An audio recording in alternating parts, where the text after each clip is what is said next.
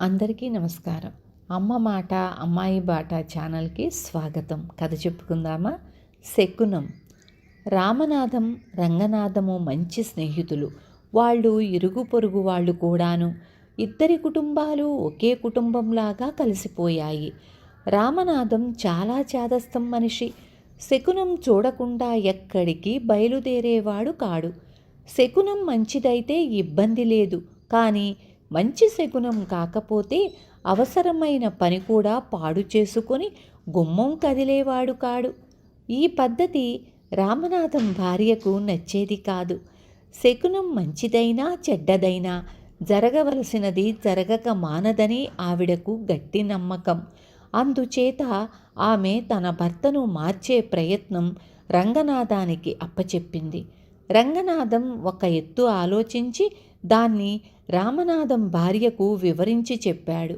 ఆ రాత్రి రామనాథానికి వడ్డన చేస్తూ అతని భార్య, రంగనాథం అన్నయ్య గారికి మీరు ఇవ్వవలసిన 100 రూపాయలు ఇంతకుముందే ఇచ్చేశానండి అన్నది మెల్లిగా.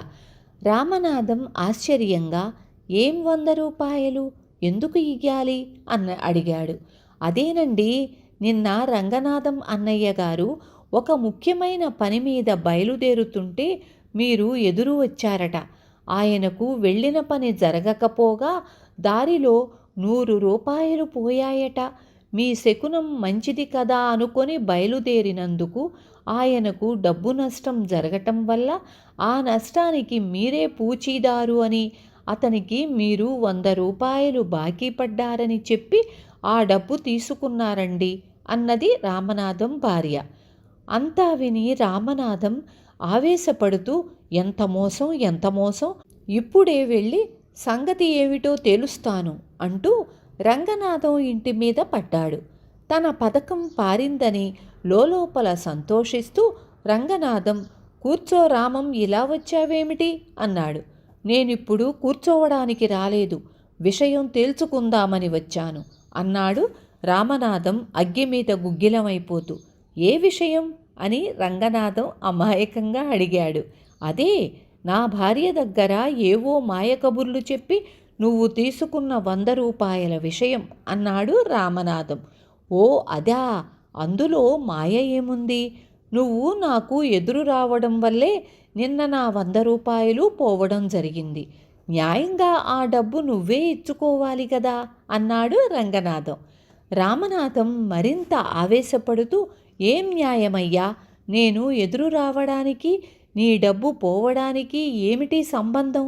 నీ అజాగ్రత్త వల్ల డబ్బు పోగొట్టుకొని మధ్యన నా శకునం అంటావా అన్నాడు. రామనాథం నవ్వుతూ, అయితే శకునాలంటూ పాటించరాదంటావా ఏమిటి? శకునానికి పని జరిగే తీరుకు సంబంధం లేదని ఒప్పుకుంటావన్నమాట. నీ భార్య నాకు డబ్బు ఇయ్యనూ లేదు, నేను తీసుకోనూ లేదు. నీ శకునాల పిచ్చి పోగొట్టడానికి ఈ ఎత్తు వేశాం అన్నాడు. అటు తరువాత రామనాథం ఎక్కడికైనా బయలుదేరబోతూ శకునం చూసే అలవాటు మానుకున్నాడు. విన్నారు కదా. రేపు మళ్ళీ ఇంకొక మంచి కథతో మీ ముందుకొస్తాను. ఉంటాను.